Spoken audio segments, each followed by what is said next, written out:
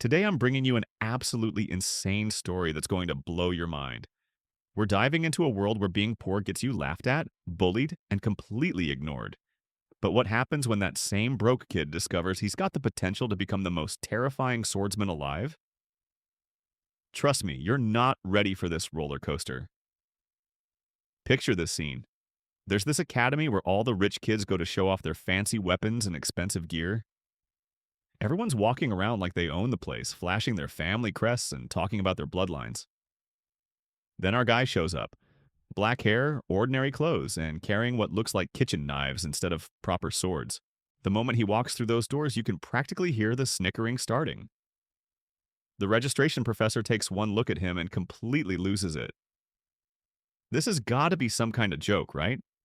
Some upperclassman pulling a prank by sending in the help with cooking utensils. But our protagonist doesn't back down. He's dead serious about being here. These beat-up old blades? Yeah, they're his weapons. His family can't afford anything better, and he's here on a special admission scholarship. That's when the professor spots the green badge on his uniform. Special admission. Translation: poor kid who somehow tested his way in. The professor's attitude completely shifts from mocking to pitying, getting all emotional about this kid's determination to rise above his circumstances. But the other students? They're not having any of this heartwarming moment. The whispers start immediately. Someone mutters about how the place is starting to smell now that they're letting in the riffraff. The hostility in the air is thick enough to cut with a sword. These noble brats have never had to share space with someone who actually works for what they have. Our guy just stands there taking it all because, honestly, he's dealt with way worse than some spoiled teenagers throwing shade. Here's the kicker, though. This isn't just any ordinary poor kid with a chip on his shoulder. He's got something inside him that's absolutely terrifying. When he tries to test his awakened ability for the first time, lightning shoots through his blade and courses through his entire body. The pain is so intense he feels like he's being electrocuted from the inside out. If this is what happens every single time he uses his power, he might as well forget about ever fighting again. But here's where things get really interesting. He can only use swords that are under 30 centimeters long. Talk about being dealt a bad hand by fate.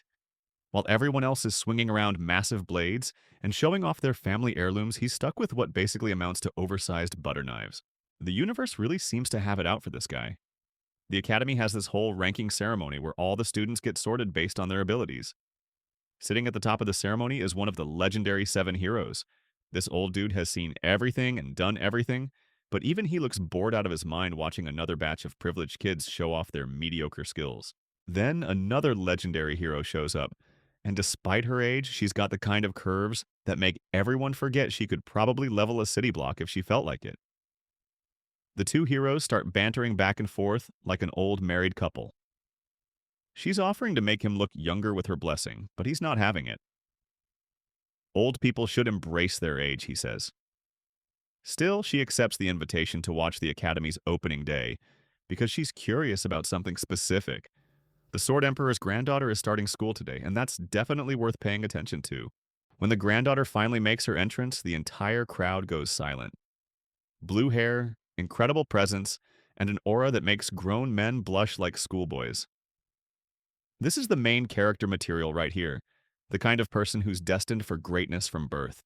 Everyone knows her family name, everyone respects her power, and everyone expects her to dominate these rankings. But our poor protagonist? He's reading a book about how to live peacefully in this world, while everyone else is losing their minds over the blue-haired princess. He knows something they don't know about her, something that makes him want to stay as far away as possible. While the other guys are probably planning their marriage proposals, he's heading in the complete opposite direction.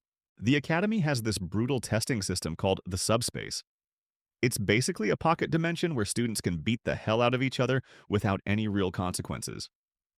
You can get stabbed, sliced, and completely destroyed, but when you come back to reality, your body is perfectly fine. It's the perfect place for these noble brats to work out their aggression without actually dying. The rules are simple. Last person standing gets the best rank. Everyone else can go cry about it. The two legendary heroes are watching from above, curious to see how this new batch of students performs. They're particularly interested in our special admission student, wondering if he's got what it takes to survive in their world. 7 minutes in, several students are already eliminated and sent back to reality. The trauma of whatever happened to them in that pocket dimension has left them shaking and pale. The blue-haired princess takes first place, which surprises absolutely nobody. Her bloodline practically guarantees success. But even she didn't break the Academy record, which has belonged to her grandfather for decades. Just when everyone thinks the show is over, something impossible happens. The sky starts breaking apart above them. Not cracking, not splitting. Breaking. Like reality itself is having a malfunction. Two figures come crashing down from the damaged sky and slam into the ground with enough force to create craters. The silence in the arena is deafening. Nobody knows what just happened or how it's even possible. The medical team rushes out to check on whoever just fell from the heavens while everyone else tries to process what they just witnessed. But let's rewind and see what actually went down in that subspace. It wasn't supposed to be a battle royale between students. It turned into something much darker. Two brothers had been systematically torturing and killing the weaker students for the past 30 minutes, treating other human beings like their personal playthings. These weren't fights, they were executions disguised as sparring matches. Our protagonist had been doing his best to stay invisible, keeping his head down and avoiding attention. The evil twins hadn't even noticed him because he looked so weak and pathetic. But when they set their sights on a terrified girl cowering in the corner, making it clear they had horrible intentions beyond just fighting, something inside him snapped.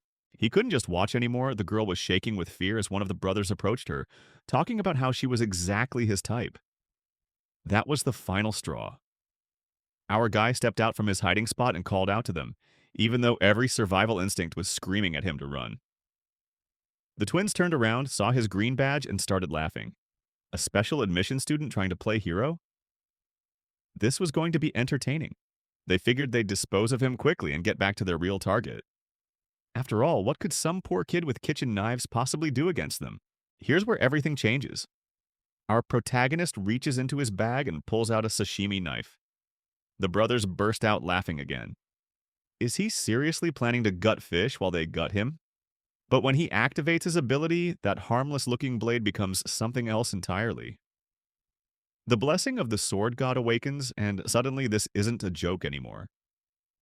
The first brother charges forward with a wicked grin, expecting easy prey. Instead, he gets sliced clean in half by what looks like a simple kitchen utensil. The other students freeze in shock. The quiet, gloomy kid just did the impossible with a blade designed for cutting fish. The remaining brother goes into a rage, screaming about how his sibling can't really be dead, since this is just subspace. But seeing his brother's body split in two has broken something in his mind. He grabs his fallen brother's power gauntlet and equips it, doubling his defensive capabilities and making his fists hit like truck engines. He's convinced that not even an S-rank weapon could pierce his enhanced defense now. But our protagonist isn't even paying attention to the power-up. He's focused on his internal countdown, tracking the seconds he has left before his blessing runs out and leaves him vulnerable. The enhanced brother rushes in for what should be a finishing blow, confident that his boosted defenses will protect him from whatever tricks the poor kid might have. Instead, he ends up on the ground covered in his own blood, barely alive, while our protagonist finishes counting down his remaining seconds. The moment the countdown hits 0, the blessing ends and the full agony hits him like a freight train. He screams and collapses, still clutching the knife that just changed everything. The pain is so intense he can barely think, let alone move. That's how two of the most feared students in the academy ended up falling from a broken sky, defeated by someone they thought was beneath their notice. The poor kid with the kitchen knives just announced to the entire world that he's not someone to be underestimated. But this is just the beginning of his story. What happens when the legendary heroes start paying attention to him? What happens when his true potential starts to awaken? And most importantly, what happens when he realizes that being peaceful and staying hidden might not be an option anymore? The Academy is about to learn that sometimes the most dangerous person in the room is the one everyone overlooks. And our protagonist is about to discover that his journey from laughingstock to legend is going to be more brutal and more incredible than he ever imagined. When our protagonist wakes up, he finds himself in a sterile white room that screams medical facility. Before he can even sit up properly, two figures walk through the door. He's never met them before, but he knows exactly who they are just from their presence alone. Two of the legendary seven-star heroes have come to see him personally. The strongest warriors in human history are standing in his hospital room. The female hero asks for his name, but the male hero cuts straight to the point. His hand is resting on his sword handle, and there's barely contained hostility radiating from him. He demands to know what exactly our guy did back there in the subspace. During that fight, both heroes felt a massive surge of power that definitely came from him. The tension in the room is so thick you could cut it with one of those sashimi knives.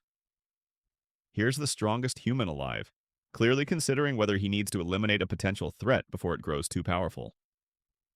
Our protagonist makes the smart play and immediately apologizes, saying his actions went too far and he's ready to accept whatever punishment they think is appropriate. Just when it looks like things might turn violent, the female hero steps between them.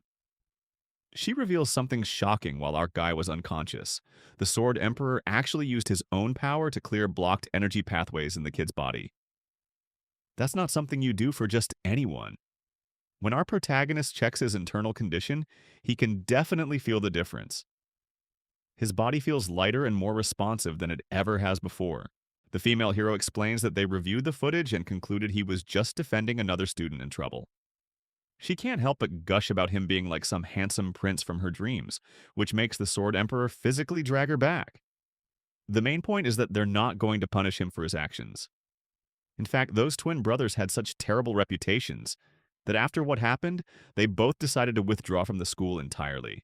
But here comes the real bombshell. They didn't just come to check on his health or clear up the incident.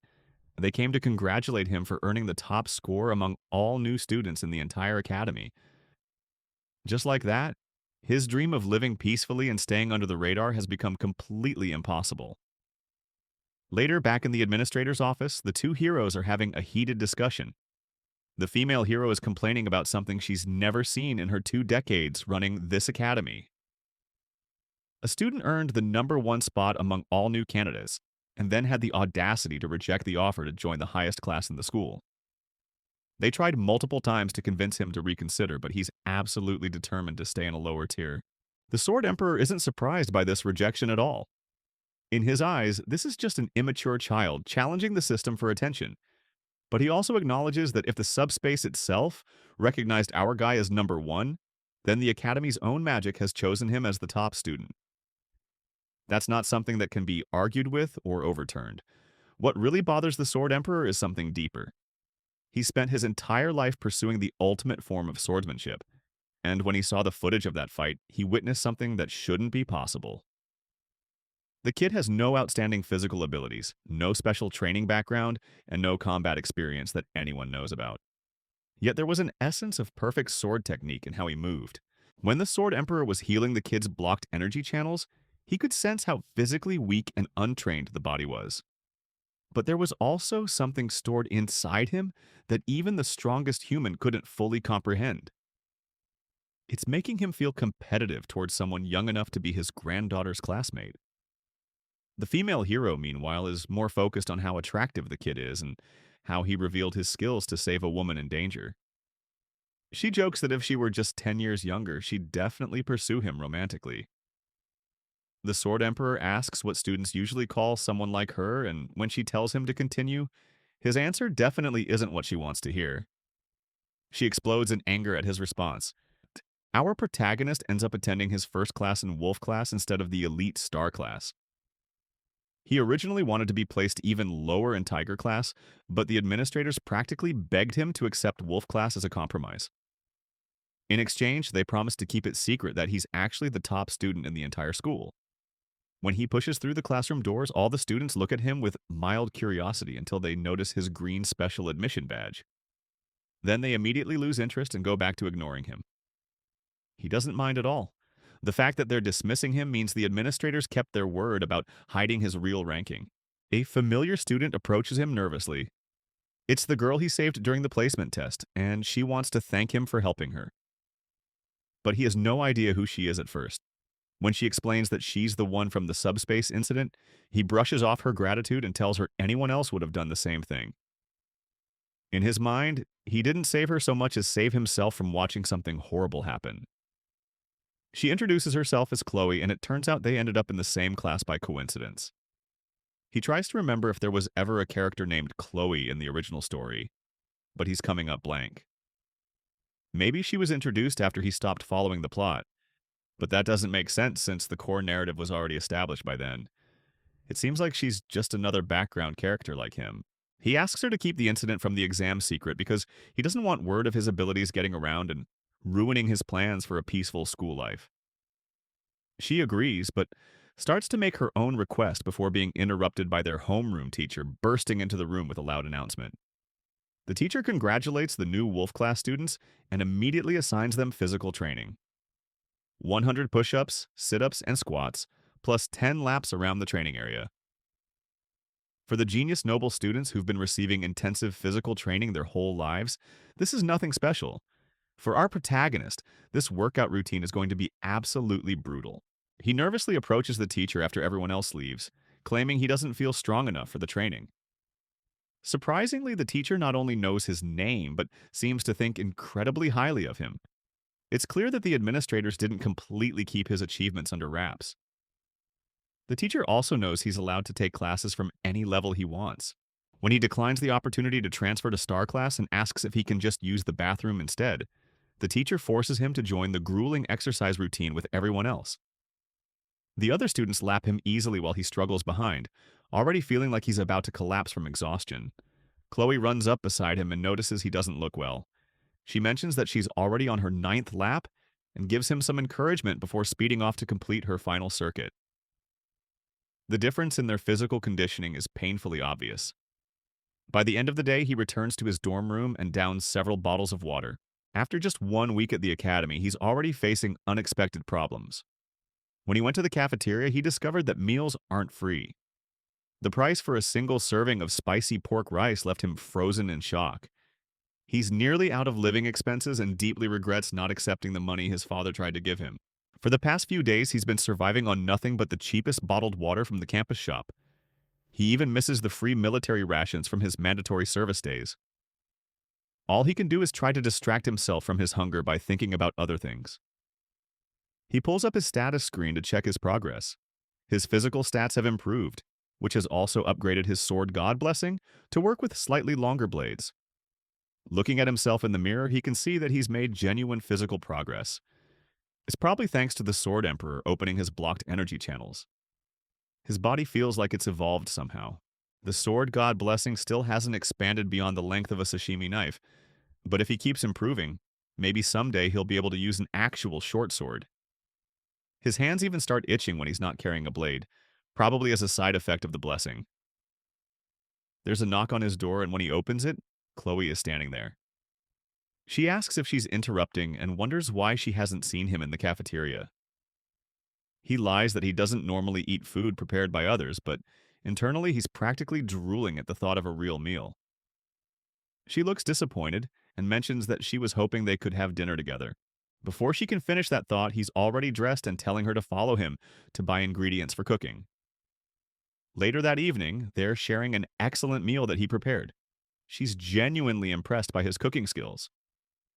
Since she grew up near the ocean and loves seafood and his expertise is in preparing fish, it's a perfect match. The problem is his sword god blessing. He can't even hold a simple kitchen knife without it activating painfully. He asks if she has a larger knife he can borrow, claiming it would be awkward to use his own weapons for cooking. She brings him a sword that's definitely too large for preparing fish, but he has no other choice. With no alternative, he activates his painless blessing to counteract the agony from the sword god blessing. He has 30 seconds to work with, so he needs to be fast. In his previous life, he was known as the greatest swordsman in the country, and cutting fish was always his specialty. Now it's time to prove it. He flawlessly slices the fish and manages to finish with 9 seconds to spare on his painless blessing. The precision and technique he displays would be considered masterpiece level by any professional chef. When she asks how he became so skilled at cooking, he explains that he once worked part-time at a Japanese restaurant. Since she's from a noble family, she doesn't understand what a part-time job even is, which highlights the massive difference in their social backgrounds. She offers to wash the dishes since he did all the cooking, and he moves to give her space to work. For the first time in nearly a week, he's actually full and can't help but hum with contentment. His good mood is interrupted when she accidentally drops a plate behind him. As someone from a privileged background who's never had to do manual labor, it makes sense that she'd struggle with basic household tasks. While staring out of the window and ignoring the sound of breaking dishes, a book falls off her desk. It looks like a diary, and it coincidentally opens to a page where she's written about him saving her during the placement test.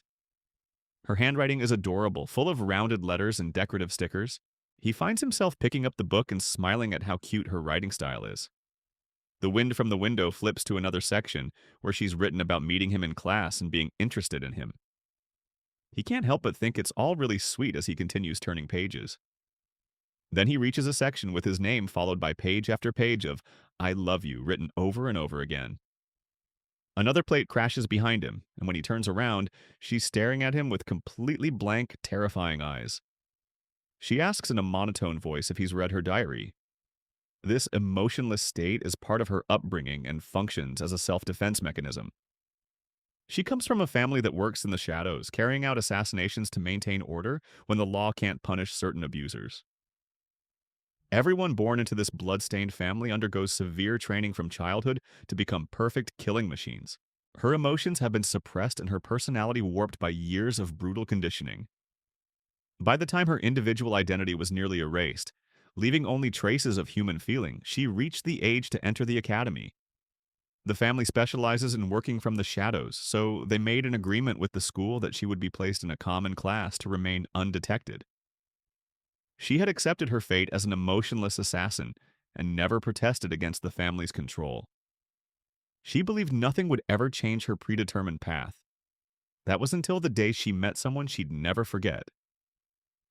When she stood defenseless while those evil brothers approached her, someone who looked like the weakest person in the room stepped forward to protect her. Even though death in the subspace isn't real, he still risked everything to save her. She had quietly accepted what seemed like inevitable death, trained to be meek and unnoticeable. But somehow his intervention broke through the clouds in her mind like sunlight. She watched him use his sword not for assassination, but for protection and self-defense. In that moment, she remembered a fairy tale she used to read secretly under her pillow about a princess trapped in a castle who was rescued by a prince. As those memories surfaced, her chest began to flutter, and her cheeks turned red. This unidentifiable feeling was definitely love. Now he's committed the ultimate sin by reading the private thoughts of this traumatized girl. As she stares him down with those blank, terrifying eyes, he tries to figure out exactly how he ended up in this deadly situation. Was it when he violated the pure feelings of a teenage girl? Or maybe when he foolishly followed her just because she offered to feed him? No matter how he ended up staring death in the face, his first priority is getting out alive. He changes the subject, commenting on how lovely the moon looks tonight before casually trying to edge toward the door without getting his head chopped off. But she doesn't let him finish his sentence and asks him again if he saw her diary. He tries to play it off, pretending he only glimpsed her reference materials and complimenting how much effort she puts into studying. But none of that flattery is going to save his life right now. He can't even believe she caught him reading it since she was busy washing dishes with her back turned to him.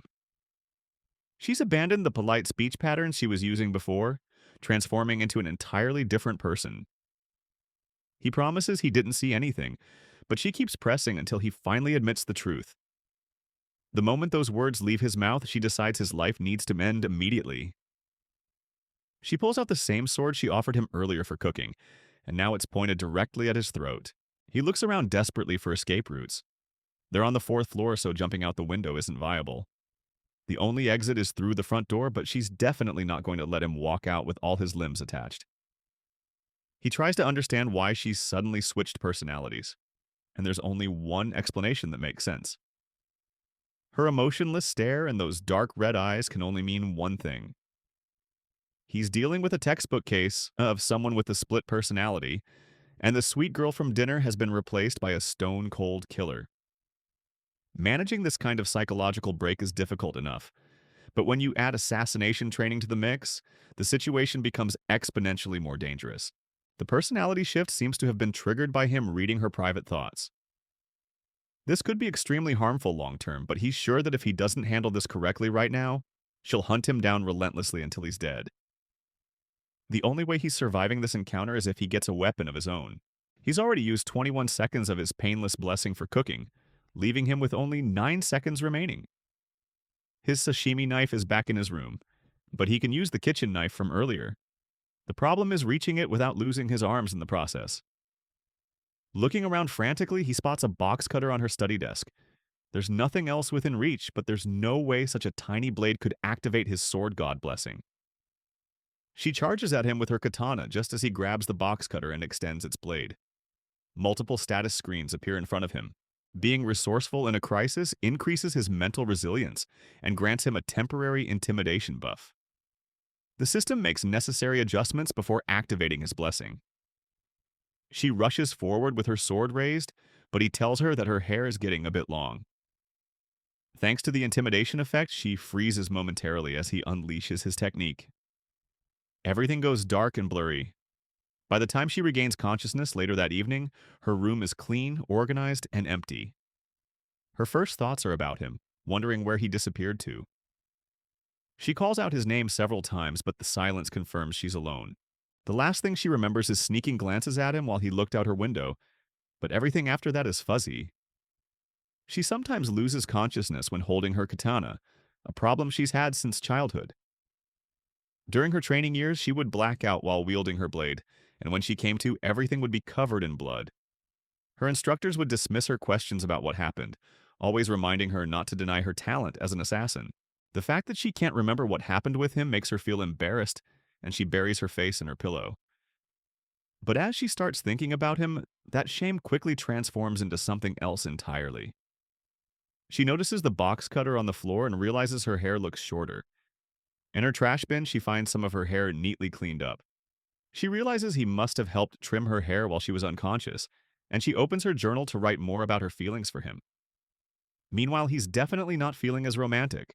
Behind an inconspicuous wall at the far side of campus, he's throwing up the first good meal he's had in over a week. He barely managed to survive the first 5 seconds after his painless blessing ended, and even then, he still feels incredibly sick. After losing his only decent meal in days, he sits on a bench contemplating what to do next. Now he's hungry again and feeling worse than before she visited. His thoughts drift back to her and he starts wondering who she really is. Her swordsmanship is clearly designed for lethal strikes, targeting vital points with surgical precision. The way she moves with that blade, it's like she's been trained specifically for assassination. If she had caught him completely off guard, he definitely wouldn't have survived. He felt genuine threat to his life, so he instinctively aimed for her neck. Fortunately, his knife was too short to do any real damage, so he only managed to cut her hair. Before leaving, he cleaned up the mess to avoid complications later. This incident proves that maintaining a peaceful, quiet life isn't as simple as it seems. Apparently, being ordinary is the hardest thing for him to achieve. When he first arrived in this world, it's not like he didn't have ambitions. In his previous life, he reached the pinnacle of skill with nothing but a sashimi knife, so it wasn't easy to let go of those dreams. But everyone has a role to play, and in this world, he was cast as a background character. The game is called Miracle Blessing, which is also the name of the protagonist's power. It was the same blessing possessed by the founding hero centuries ago. In the entire game, only the protagonist and that legendary figure ever wielded this ultimate ability. The description was straightforward. They were destined to save the world from the Demon King. The protagonist gets chosen by a holy cursed sword of incredible power, while all he has is a humble, unranked sashimi knife. There's nothing else to say about it. He's destined for a life of obscurity. The endless stream of extraordinary people and situations he's encountered since entering the academy almost made him forget his original goal. There were plenty of reasons to give up on living simply, and it's become increasingly apparent that there isn't a single normal person in this entire world. Since he played the game before, he has a rough understanding of the key characters, but his knowledge of the world itself is limited. It's been a week since he joined the academy, which means the protagonist should have already awakened his blessing and begun the late admission process. This is when the main story actually begins. He knows the general plot progression, but he never played it to completion. For the first time, he actually regrets quitting the game halfway through. Still, since he understands the storyline up to the midpoint, that gives him a significant advantage over everyone else. All he needs to do is stick to the established narrative no matter what happens. If he starts interfering with major events, he'll lose the only edge he has. From his memory, the story takes a dark turn around the second semester of the third year, when the demons realize the hero has awakened and launch an attack led by one of their legion commanders. As the conflict escalates, humans and demons spiral into all-out war, transforming the story into a typical fantasy epic. Back when he was playing, he just wanted to experience the carefree, simple student life he never had as a teenager. So he deleted the game without finishing it. The problem is that he's now part of a world destined for war, and there's a real possibility he might not survive it. He still has 3 years before that happens, though, and he needs to stop running from reality and focus on what's actually possible. He won't let himself die, and he'll concentrate on growing stronger so he can protect himself when the time comes. Besides, predictable games like this always have happy endings where the protagonist saves the world. All he needs is enough power to survive while keeping as low a profile as possible. To accomplish that, he'll have to minimize his use of the sword God Blessing, because the few times he's relied on it have put immense strain on his body. It's incredibly powerful, but the drawbacks are too severe for regular use. Thinking about his blessing activates a status window with updated information. Strangely, there are new entries he didn't notice before. 3 categories called Body, Mind, and Armament show numerical levels reflecting his growth, and each improvement reduces the physical toll of using his blessing. There's also something called synchronization, but he has no idea what it means. The description shows only question marks, and when he tries to access it, the system denies him for not meeting the requirements. That's another mystery to add to this confusing power. His main priority should be improving his physical condition and finding a new weapon.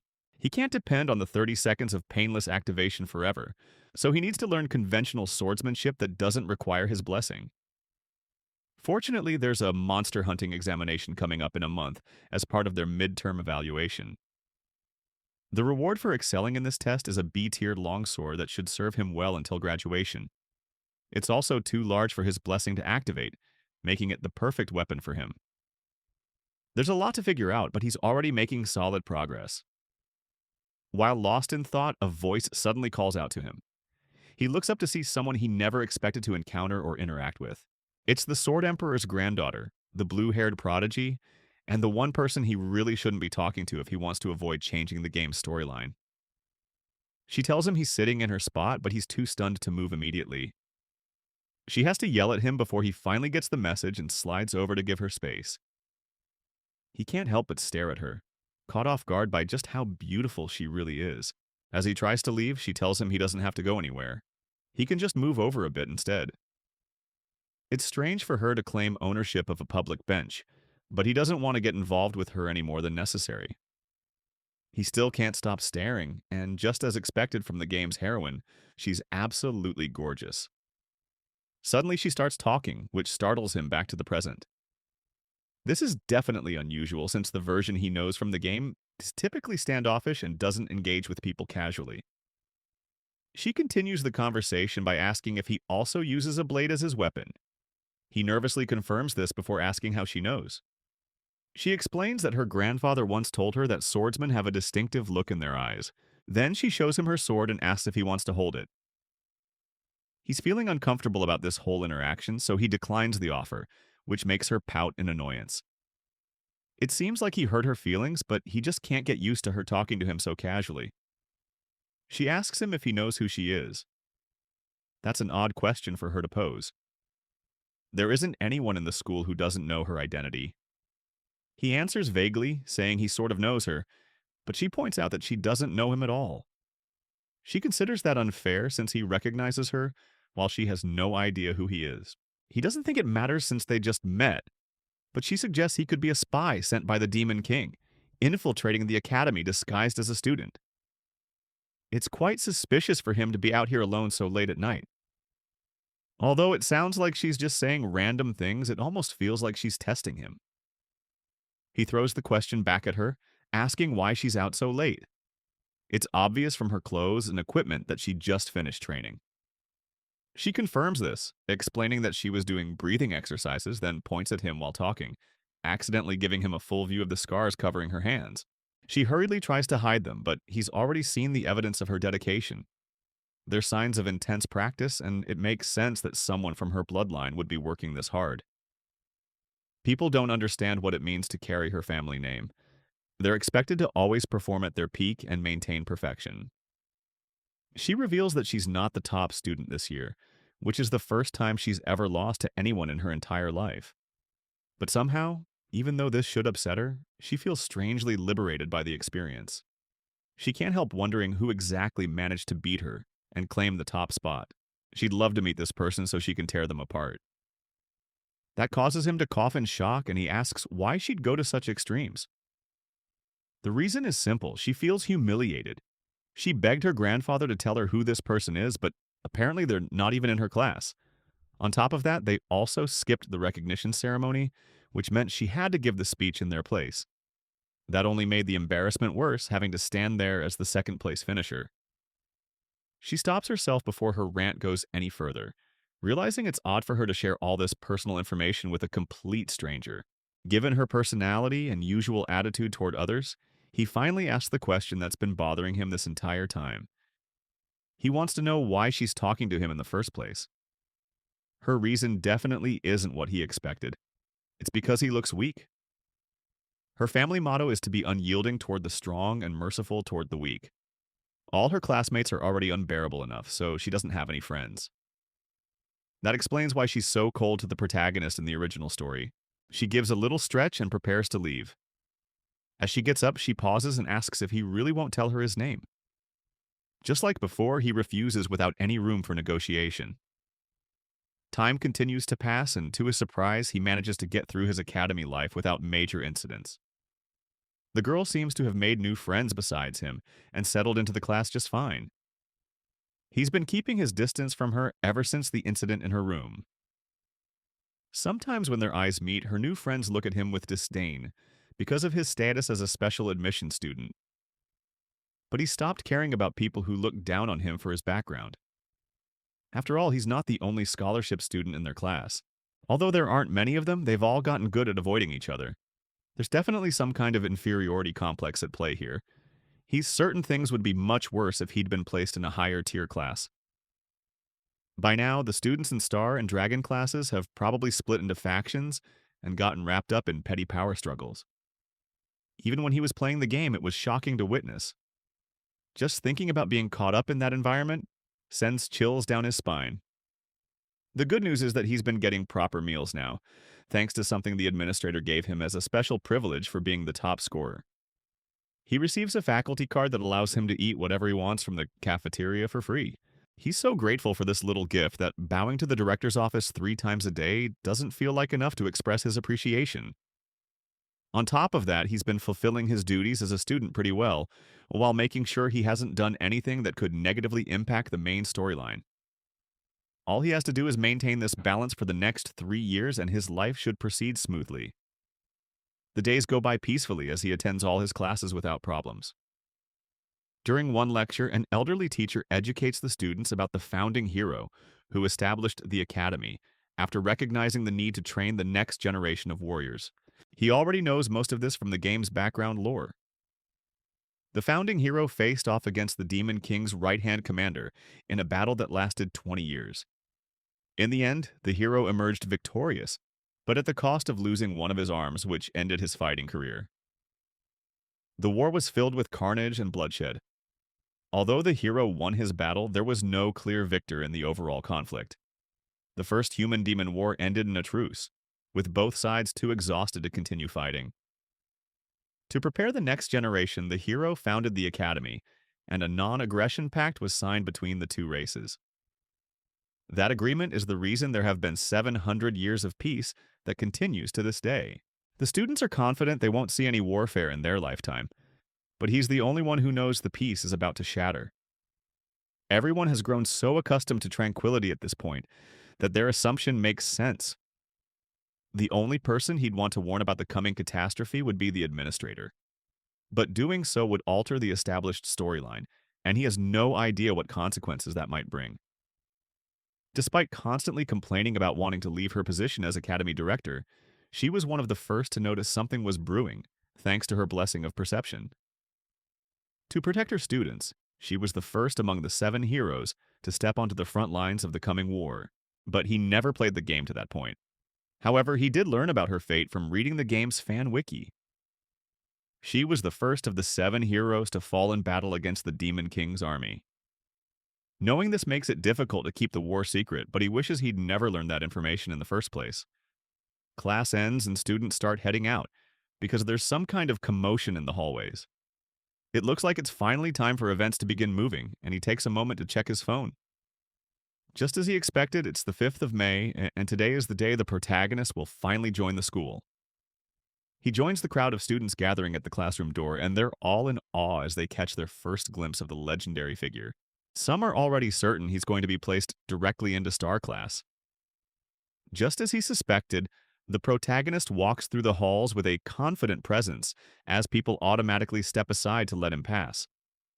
The golden-haired hero moves with the kind of natural charisma that marks him as someone destined for greatness, and today marks the beginning of the end for 7 centuries of peace.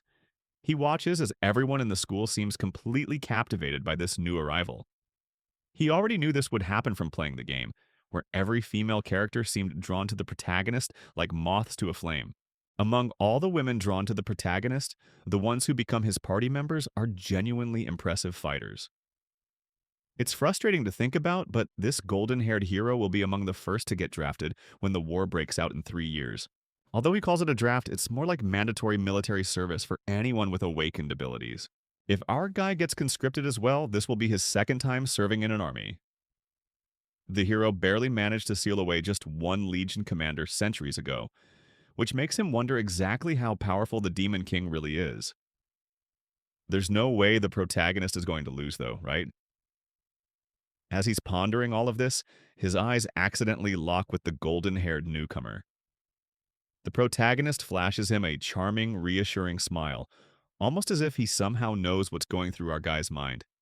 He's the main character after all. There's absolutely no way he won't be able to handle whatever threats are coming. Our protagonist turns to walk away from the crowd, but suddenly someone calls out from behind him. It's Chloe, and she seems nervous as she approaches. She asks if she did something wrong, looking genuinely worried about their relationship. He'd love to tell her that she nearly decapitated him the other night, but they'll be spending the next year together as classmates, and making things awkward between them would be incredibly stupid. He lies that there's no problem whatsoever, hoping to keep things civil so he doesn't end up making unnecessary enemies. She seems relieved by his response and goes back to acting cute and innocent, completely different from the murderous psychopath he encountered in her room. Despite her being unconscious during the incident, he could tell from her swordsmanship that it was filled with an underlying sadness. It's like her blade was pleading to be saved from something, and yet the killing intent radiating from her technique was so intense it made his skin crawl. If her swordsmanship exists purely for taking lives, then she might actually be more dangerous than those evil twin brothers ever were. He's snapped out of these dark thoughts when she asks if she can treat him to dinner again tonight. She wants to cook for him this time, but warns that she's not nearly as skilled in the kitchen as he is. The mention of having another meal with her brings back vivid memories of her bloodlust and homicidal tendencies. He almost instinctively wants to refuse, but those puppy dog eyes are a terrifying weapon in their own right. It's nearly impossible for him to say no to a face that adorable, and he feels bad for even considering rejection. But if he agrees to dinner, he might wake up tomorrow morning stored in her refrigerator like leftover meat. Instead of accepting the dinner invitation, he has a better idea for them to spend time together. He asks her for a favor, telling her that she's the only person who can help him with what he needs. That statement causes her to become completely docile and eager to please. He wants her to teach him proper swordsmanship, and he needs a qualified instructor anyway. She's incredibly powerful and would be the perfect person to train him. This also gives him a good excuse to avoid going to her room for another potentially deadly dinner. Ever since that night, he's been watching instructional videos about surviving encounters with unstable people before going to bed. Somehow, it seems to have helped him manage his interactions with her, at least for now. Later that evening, they meet at the school's training grounds. She arrives in casual clothes with her katana attached at her hip. He got there right on time for their 8 o'clock appointment, but she admits she's been waiting since 6. He takes a moment to appreciate how she looks in her crop top, which gives him a clear view of her well-developed muscles. He couldn't notice her physical conditioning before because he only ever saw her in the standard school uniform. But this explains why she's so incredibly strong. He hands her a wooden training sword, and she's confused that they won't be using real weapons. There's absolutely no way they can train with actual blades, and they definitely aren't fighting with their lives on the line, so there's no need for them to use lethal equipment. She gladly accepts the wooden sword and tests a few practice swings. The power behind her strikes is enough to send small shockwaves through the air around them. She's so strong that the atmosphere itself trembles from her attacks, and he starts having second thoughts about asking her to be his instructor. For now, he decides to err on the side of caution. Before their training session begins, he takes another look at his blessing status. The sword's length isn't an issue with wooden weapons, thankfully, and his physical conditioning has been improving steadily. But now that he thinks about it, it's strange for any blessing to upgrade based on experience and training. He doesn't remember reading about other abilities having additional side effects like this. He also has no idea how much more he needs to develop before that mysterious locked trait reveals itself. She approaches him and asks what's wrong. To her, he must look like someone who's spacing out and staring at nothing. He turns to begin their training session and nervously asks her to go easy on him since this is their first day working together. He readies himself with his wooden sword and faces her directly. In his previous life, he learned everything through hands-on experience and trial by fire. He firmly believes that to truly master any skill, you can't just give a piece of yourself to the process. You have to be prepared to sacrifice everything. The reason he adapted so quickly during his military service is because of the intense training he received throughout his childhood. He learned from an early age how to recognize when he was improving and when he was stagnating. Even now, he can tell that his stance and grip aren't perfect. However, he knows that the final strike must always find its target, no matter what technical flaws might exist in his form. He opens his eyes to signal the start of their sparring match and sees her already rushing toward him at full speed. He barely manages to dodge her opening attack as she immediately switches her stance and launches a follow-up strike that he can only just barely parry. Somehow, as the fight continues, she seems to be getting faster and more aggressive to keep up with her increasing. He's struggling pace, and it's becoming clear that she might actually be holding back significantly since he asked her to go easy on him.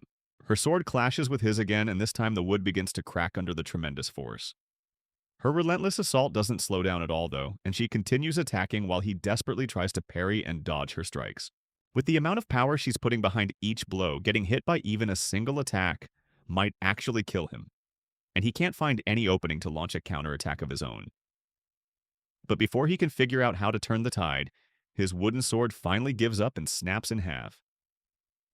She tries to apologize, explaining that she was going as gently as possible, but still ended up breaking his weapon.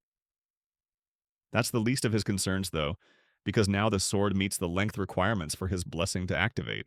There's something terribly wrong with the situation. The weapon has been damaged, which causes an error in his internal systems. The suppressive force that usually holds back the full power of his blessing starts malfunctioning and instead begins altering his fundamental personality. By the time the process completes, his humanity level has decreased significantly, leaving him as essentially a fighting automaton. The sword god's divine blessing activates at full power as he turns toward her with the broken wooden weapon, and a menacing aura begins building around his body. She steps back in alarm as his entire demeanor clearly starts to change. While his body seems to move on autopilot, his consciousness is transported to a familiar space inside his mind. He finds himself back in his old kitchen from his previous life, and everything feels dreamlike and surreal. All he can think about is cleaning and preparing the fish that has appeared in front of him. He doesn't remember what he was doing before this moment, but right now he just needs to get back to work. It's been a while since he's worked with a fish like this, so he decides to use a Chinese cleaver this time. As he tries to pick it up, a message appears telling him he can't use that tool. Since that doesn't work, he tries to grab a different knife, but once again a message prevents him from selecting it. There's only one option remaining, and that's his trusty sashimi knife. That's the only blade the system will allow him to wield, but he remembers that holding it usually causes excruciating pain. However, when he picks it up this time, it feels completely fine. In fact, he actually feels refreshed and energized. A voice speaks directly into his mind, telling him to just accept the situation and let everything flow naturally. In the real world, he continues approaching her with the broken wooden sword, and she tries calling out to him, but he doesn't respond to her voice at all.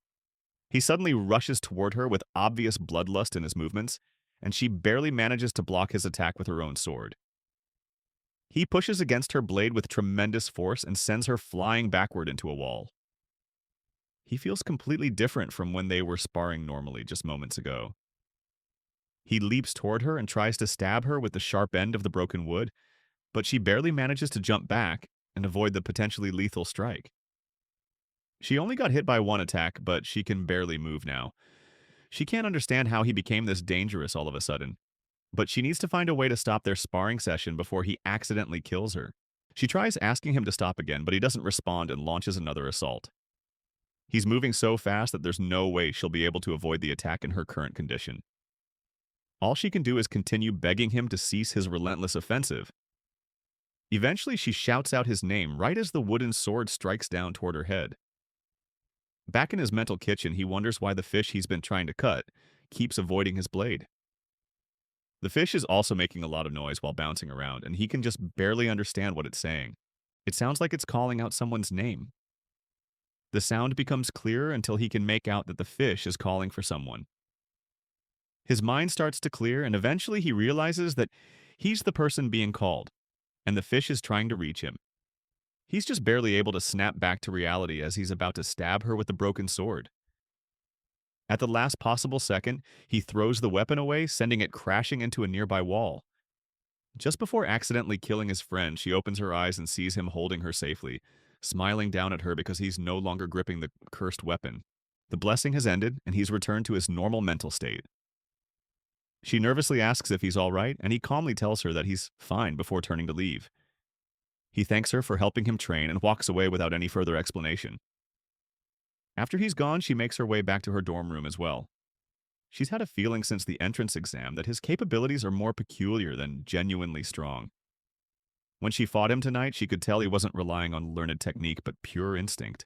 Even though he subconsciously activated his divine blessing, she was completely outmatched by him.